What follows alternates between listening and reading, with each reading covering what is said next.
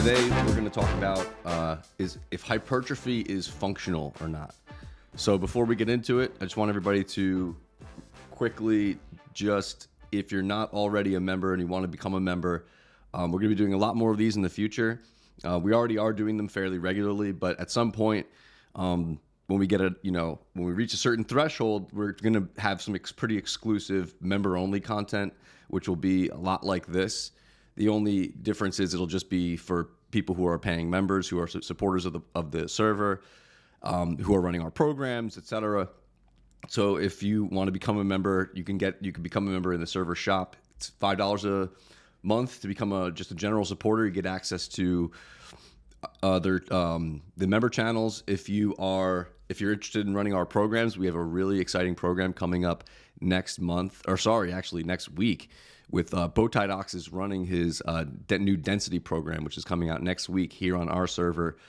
And so we're going to be running that, and he's going to be in the server with us. He's going to be doing talks with us, answering any questions you guys might have, and just kind of generally being a part of the whole process that we've been doing for the last few years with our programs.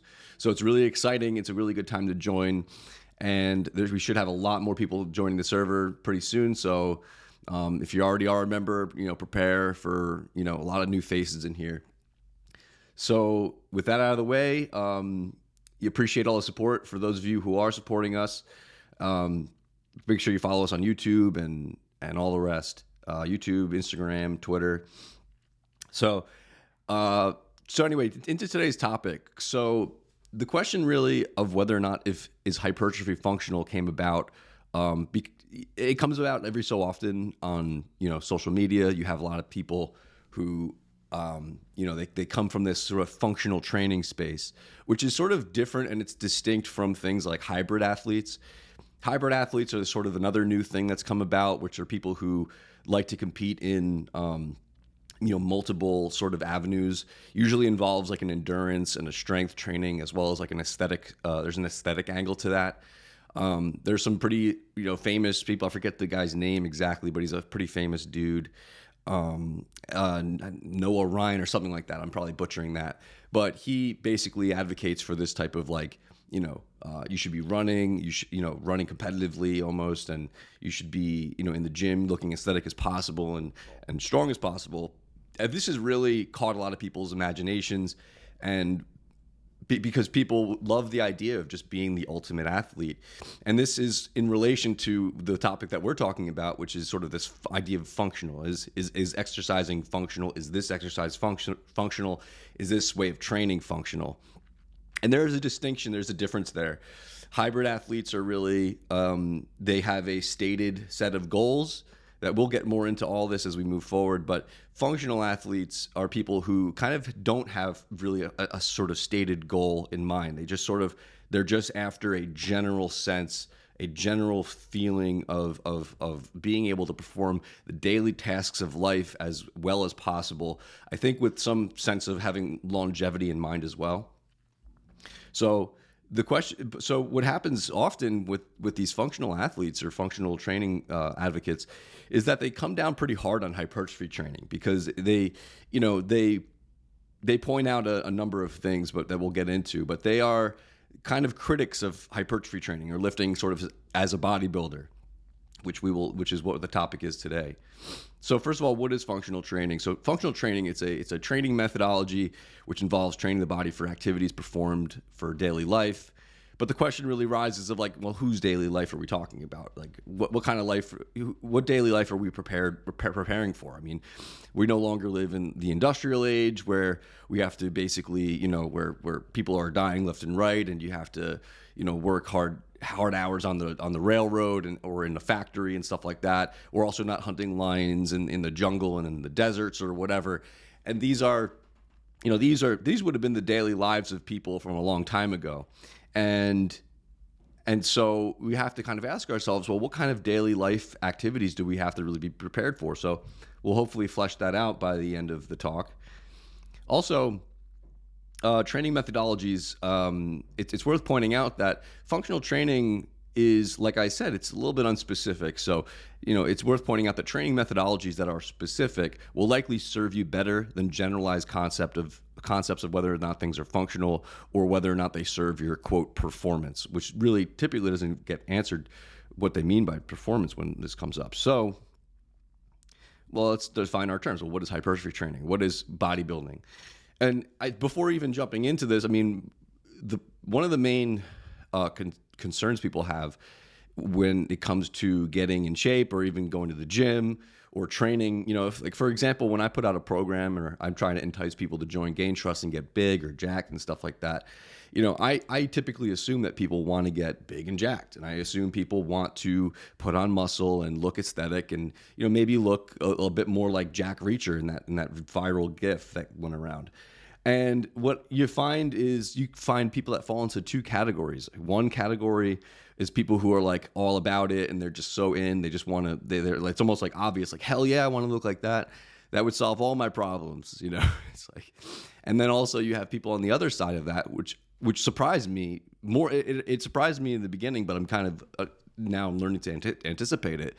But it's people who they think of bodybuilders or they think of like people who train this word hypertrophy, and they think, oh my God, look, I'm not trying to get too big. You hear that all the time. It's like, I would join Gain Trust, but look, I'm just trying not to get too big right now. It's like, and if you're familiar with that like dialogue or that dialectic, you should be familiar basically with with the typical rebuttal, which is like you wish that you would put on the kind of muscle that you're fearing you will. This is a process that takes a long time. But let's just jump into what hypertrophy training actually is and like demystify this word that's maybe kind of scary to people. So hypertrophy training is weight training that prioritizes muscle growth. It's as simple as that.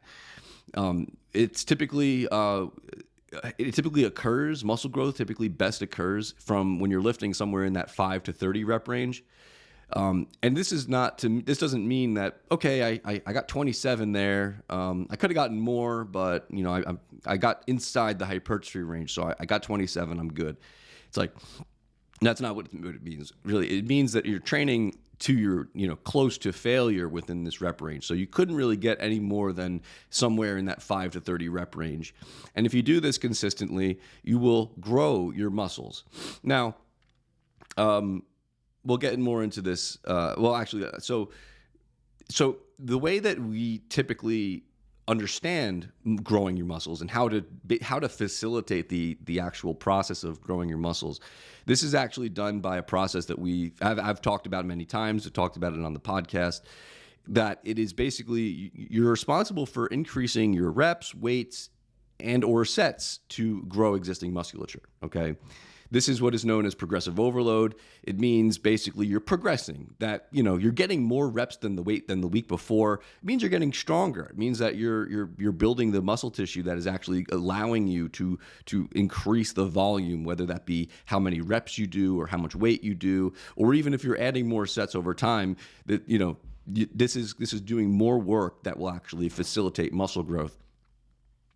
But this is contrary, or this is alongside another style of training, which I think causes a little bit of confusion, which is strength training. And strength training is, if you ever see these people who lift, exclusively with squats, deadlifts, and bench press, and on the bench press, they get those big arches in their back, but they lift just for very few reps, so like 1 to 5 reps.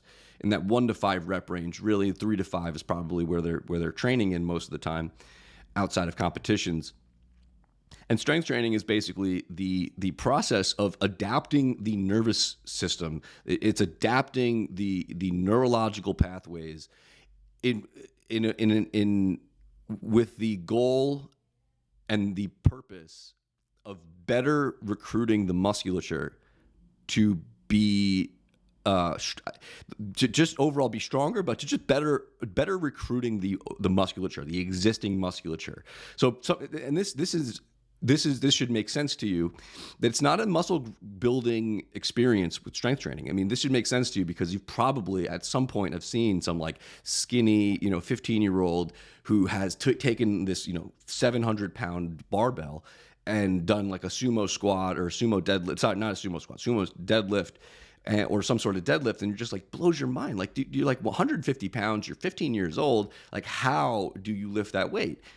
And so this, like I said, this creates a lot of confusion for people because you have some people who have taken a lot of the wrong lessons away from this. One of the wrong lessons actually is that there are different types of sort of muscular growth occurring. So the idea basically being that, when you lift for strength and closer to that, in that 1 to 5 rep range, really heavy weight, that you're actually growing, a sort of different type of musculature or a different type of muscle that is more dense, and it's something that will, you're building a different type of muscle fiber that just makes you stronger.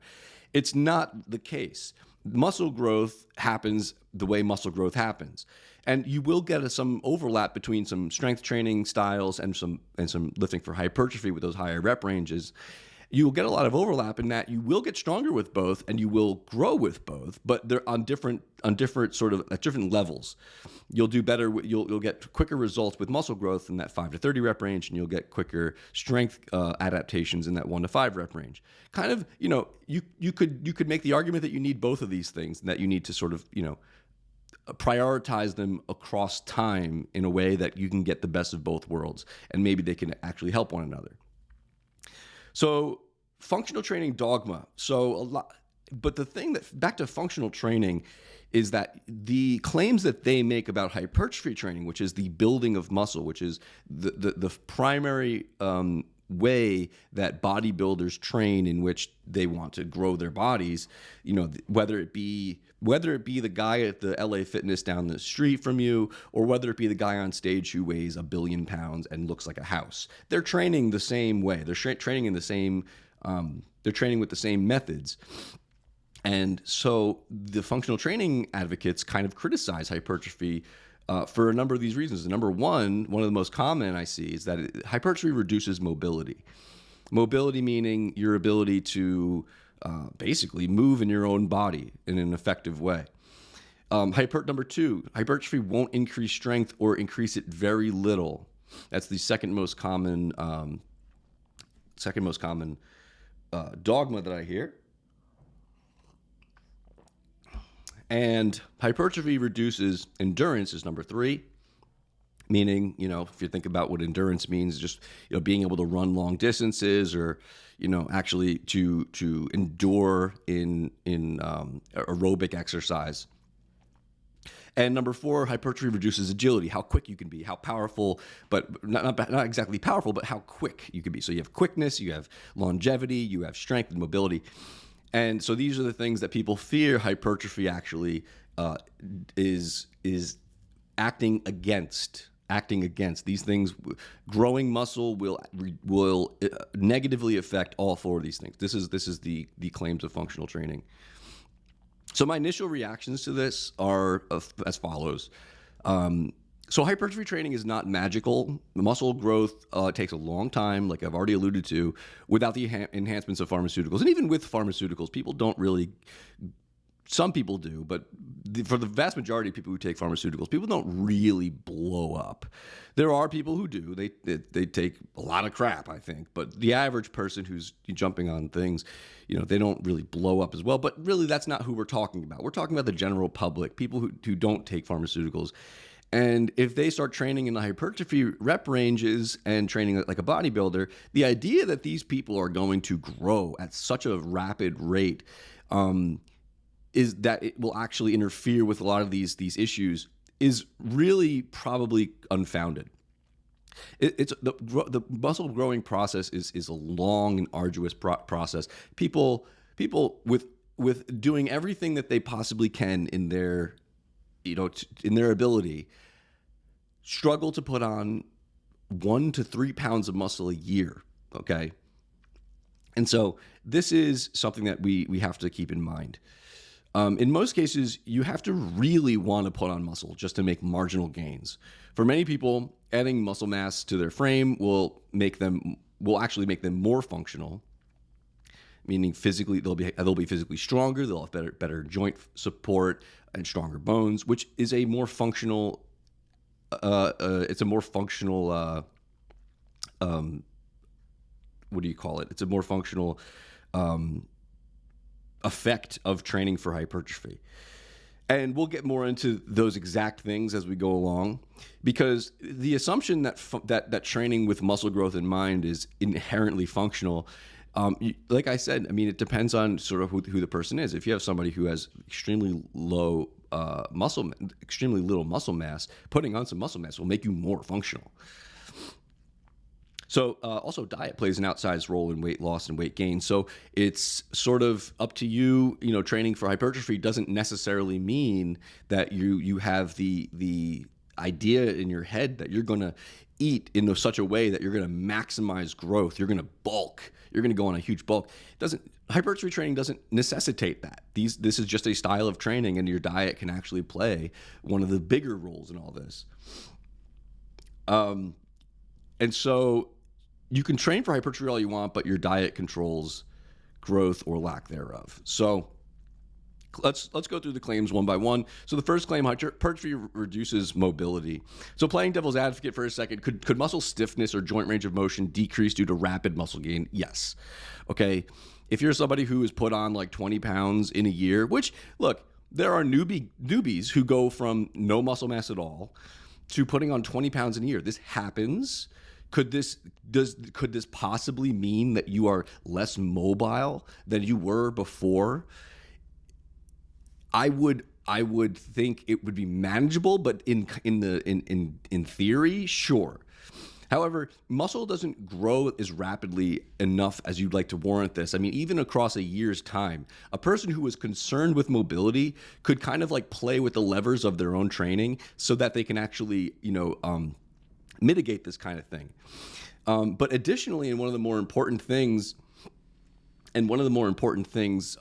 about training for hypertrophy is, good mobility comes from training with good technique. So what I mean by this is, if you're squatting, for example, right, and you're squatting for hypertrophy, you're doing in the 10 to 12 rep range, and and let's say you're coming all the way to depth, super deep. You hold a pause for a second at the very bottom of the range of motion.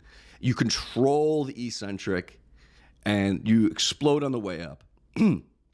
You'd have a hard time not being or increasing mobility, flexibility, because there are actually, it's been proven via studies that there's no difference between the actual stretching and mobility work and training through the full range of motion. This has been tested, and it also just makes sense, because what is the full range of motion if not, getting deep in that stretch position? What are you doing? You're stretching the muscles. What do you do when you're performing static stretches? You're stretching the muscles.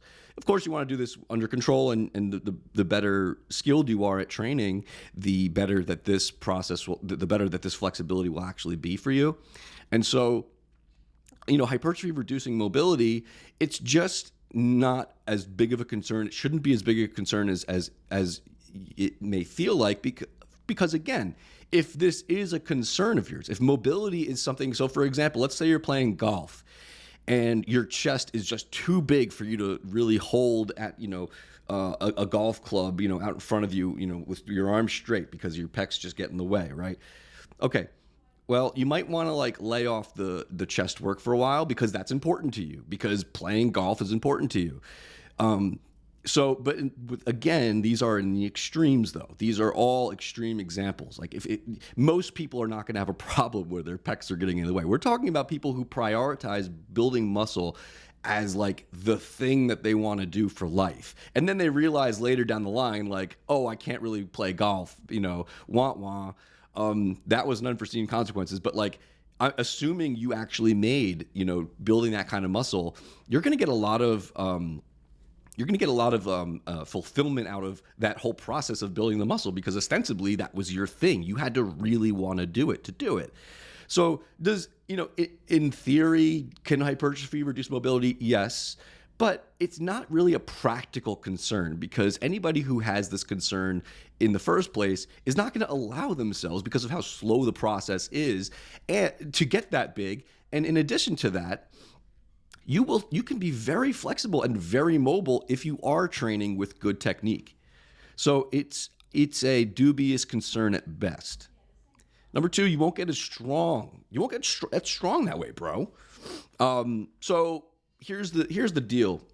because of strength training and the essence of strength training being such that you are prioritizing strength goals, meaning that you are facilitating the neurological adaptations that go along with recruiting the muscles to perform, to perform with the most strength possible. Because of this, people have sort of done the all or nothing way of thinking. Like, it's either you're doing strength training for strength or hypertrophy training just for growing muscle. And there's really no strength when you grow muscle, and there's really no muscle growth when you go for strength. Like I've already alluded to, there's a bit of both happening, and there's an overlap going on there. I mean, there is literally overlap because you're training in the strength world in like the 1 to 5 or 3 to 5 rep range, and then also for hypertrophy it's like the 5 to 30 rep range. So there's actually literal like overlap, but there is overlap just in essence as well, because you will grow with both, you will get stronger with both. But what people kind of fail to grasp, which is kind of amazing, because I feel like this is one of these newer phenomena, because like it almost was obvious. Like you see Arnold Schwarzenegger, you see a big guy walk down the street, you say, oh, that guy's strong. You see somebody who walks down the street today and they walk past somebody who's very online, that person will be like, oh, dude, I could beat that guy up in a fight. He's not mobile and he's not strong. He's just full of, glycogen or whatever. It's like, it's just not true. More muscle is equal to more strength. If somebody, for example, were to be really, really jacked, they prioritize, hypertrophy as their number one thing, and they get huge like a house, right? And if they go up against somebody who's been powerlifting for all their life and that their whole thing has been training for strength, might that guy who's been training for strength actually be stronger with those, especially those particular lifts, which they've developed an actual skill with? Might they be stronger than that guy? Of course, actually, in a lot of cases, they are stronger. But you give that bodybuilder, that house of a person, you give them a year to train like a powerlifter, they will be stronger, way, way stronger, because the musculature is just it's just the differential in musculature. Just means that the strength adaptations will be all the better for the person with more muscle. More muscle is equal to more strength. May you get, so I think I covered this. May you get greater strength adaptations training for strength alone. Okay, yeah, I covered this. Conversely, strength training specifically avoids training through the full range of motion. So,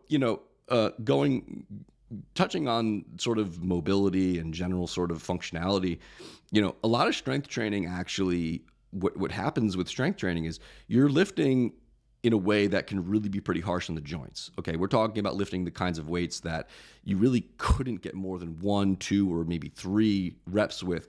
That kind of weight, if not done with perfect technique, can actually be rough on the joints, especially in the long term. Does it need to be rough on the joints? Can you do it the right way? I'm sure that, of course, I think that's possible, obviously. But if we're talking about just sort of relative terms, strength training will be harsher on the body, generally speaking, than hypertrophy training. In fact, one of the reasons why people recommend bodybuilding for the older generation, for people who are pushing in their 50s, 60s, 70s, is because it's the best way to maintain muscle, and it's the best way to stay strong. That is the best on the joints, and it's best on the overall ability to even promotes mobility, which is funny because we were talking about how in theory, mobility can be affected by putting on too much muscle, but mobility, when you're older or when you don't have much musculature and you put on some musculature from training for hypertrophy, it does make you more mobile. Okay. And it's actually a pretty healthy endeavor overall for, like I said, for your health, for your joints, for your bones. So let's move on to the third claim, which is that hypertrophy reduces endurance. It reduces endurance. Now, this might come off like a straw man because you might be thinking like nobody claims hypertrophy reduces endurance. But actually, you could make the claim that if you put on just 5 extra pounds of muscle mass, that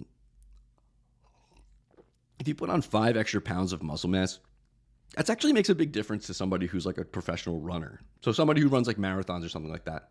If they were to put on 5 pounds in the course of a week or a month for whatever reason, maybe they were partying super hard, they're going to feel it and they're going to be affected by it and they're going to notice it. And so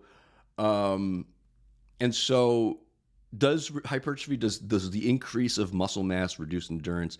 So a couple things to talk about, because I've already alluded to the fact that in theory it's possible as well, but there's a bit of a misnomer sort of built into this concern in general. And I've already sort of touched on this with the mobility, but ostensibly, if you're concerned with endurance, you're likely training for endurance, correct? So we're talking about the functional athlete, remember? We're talking about the claims that functional athletes make about hypertrophy training. So they will avoid hypertrophy training, again, so that they won't have it negatively affect their endurance. But here's a problem, and the problem is the SAID principle. If you don't know what this is, it's specific adaptations for, I always forget the end of it, but for imposed demands, I believe.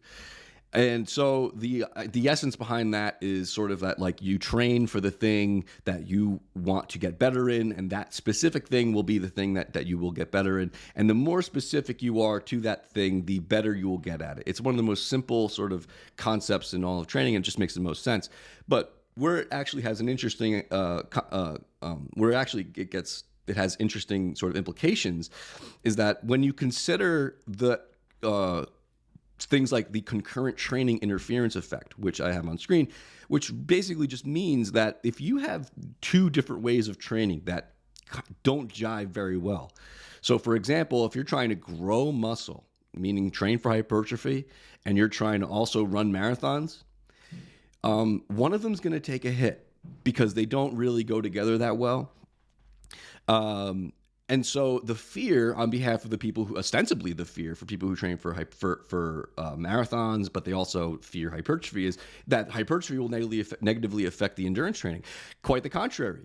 The endurance training will for sure mute the effects of hypertrophy training way before the fear of growing muscle will. This is why I tell people that if they're going to become like a hybrid athlete, if they want to start running marathons or whatnot, make sure you get the muscle you want before that. Take a few years before that and get the muscle you want, because the muscle building process is extremely slow, extremely arduous. You have to be extremely diligent and you have to be extremely diligent, and you have to be extremely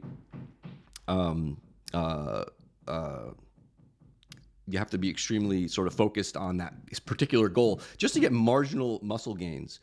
And so what this means basically is that, again, with a concurrent training interference effect, the concern on behalf of the functional trainer there is no true concern there, because ostensibly you're going to be training for endurance anyway. So, and also, so that sort of is why I don't think it's actually a warranted claim, or a fear rather. But also one other thing, and before we move on to the next thing, is that, have you ever been on a hack squat or even a barbell squat or whatever, and done like 12 reps, like 12 hard reps? You're huffing and puffing by the end of that thing. And that is actually, I'm not saying that's the kind of cardio that aerobic cardio that you're going to need, or endurance rather, that you're going to need. It's not the same thing. But if you're discounting the fact that hypertrophy training is just what like fat people do who want to put on muscle, get under a hack squat and do 12 reps. I mean, that takes a bit of endurance. That takes some good cardio, basically, in a sense.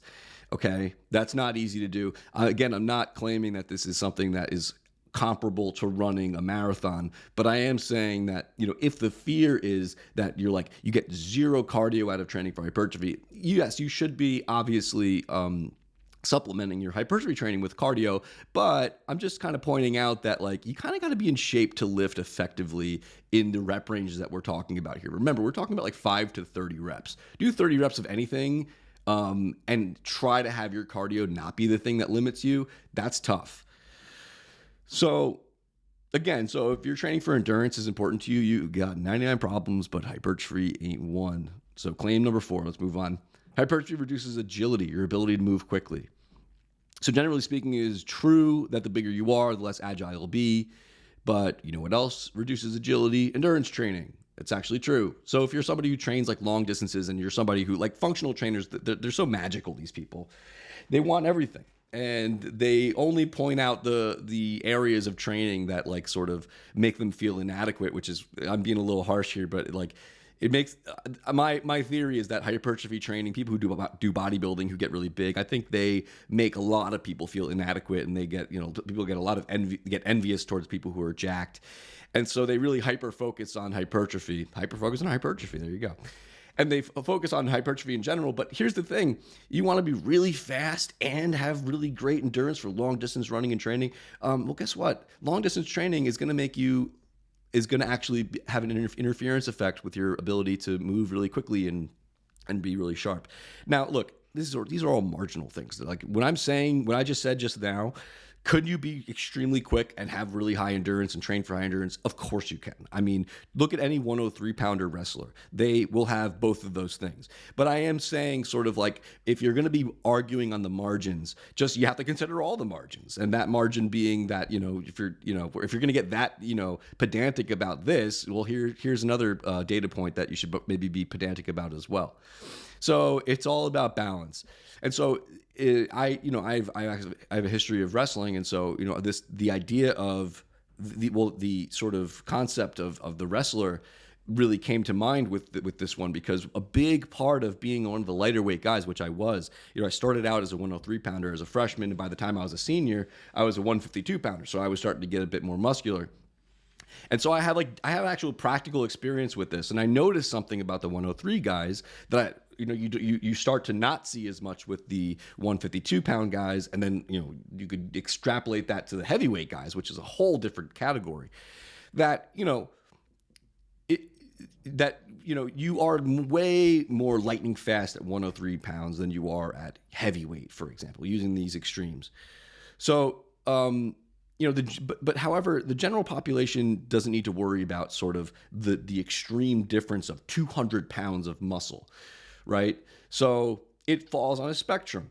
So here's what I'll say, because the concern of a functional athlete, they want to be as fast as possible. Well, if they're trying to maximize agility and maximize endurance and maximize strength, if you don't do it in a periodized way that makes sense, or in an order that makes sense across years, you'll just end up as this very skinny, frail guy who can miraculously deadlift a bit more than he probably should by looking at him. Now, is that something that is desirable? Is that something that you want? Do you want to really just be this rail, thin, skinny guy who's super quick, but so anybody who looks at me the wrong way? Well, here's a good analogy. In wrestling, you have weight classes. Why do you have weight classes in wrestling? Well, because it's unfair to put the 103-pounder against the heavyweight. But you might be thinking, well, the 103-pounder is super quick. Like, he's got an advantage over the heavyweight. If you've ever seen a heavyweight wrestler, roll around on the mat, maybe during practice with the 103-pounder, which does happen a lot, and it's hilarious. It's like watching like an ant crawl on a tree or something. It's just hilarious. Like, they just can't do it. There's no moving the heavyweight whatsoever. All the heavyweight has to do is just lay on you and you're done. You're going to the hospital. So whatever the concern of the functional athlete is, ostensibly the concern is just that you want to be prepared for whatever life throws your way or whatever like that. Well, if life throws your way a giant, well, you're going to get squished. So So I ask you kind of again, well, what is the most optimal path? What is really the most functional? Because I would argue that being a bit heavier, having more muscle mass is more, quote, functional. Because if you're thinking of what will life throw my way, well, life could throw your way a pretty big opponent. You know what I'm saying? So, and again, I'm kind of taking this into the extreme here. I don't know that everybody's assuming they're going to get into a fight, but you talk to these guys online and you kind of get the assumption that they're like training for like, bro, like I got like this, I play around with these like, I don't know, like nunchucks, man. You never know, bro. Functional athletes. It's like, dude, okay, like, what a bunch of ninjas gonna pop out and you're gonna have to be like Jackie Chan or Bruce Lee. And speaking of Bruce Lee and whatnot, I mean, these guys, you could point to them and say that they're the ultimate functional athletes. They're quick, they have endurance, and they're strong. Okay, those people have a lot. That crowd of training, Bruce Lee and all that. That was Hollywood, guys. That was Hollywood. Those guys actually couldn't beat up, some of the best combat sports athletes of today. They would get crushed. You know why? Because we've learned a bit more from them. There was a mystique of that sort of oriental sort of way of training. It was the mystique of it was the thing that kind of made people think that they were the ultimate athlete. They could punch you in 3 spots, very particular spots, and hit these weak points. Before you even knew it, you'd be down. If you're a hulking, big dude, it's like, yeah, you throw Mike Tyson up against Bruce Lee, we'll see who wins. Who's more, quote, functional in that one. So really, overall, there are these trade-offs to be made with speed and the extremes. So, there are lots of, basically in every regard with all these claims that we're talking about, there are these marginal trade-offs, but they are marginal. And so even as I speak, about these different, claims, I'm having to take them into the extreme, because only in the extremes does any of this really play out in a way that interferes with anything. Most people are training for hypertrophy and they look the same year after year after year, because you have to be extremely specific about your goals if you're going to grow in any way that's going to make you, that's going to cause any problems with your muscle size or whatever like that. You have to be extremely,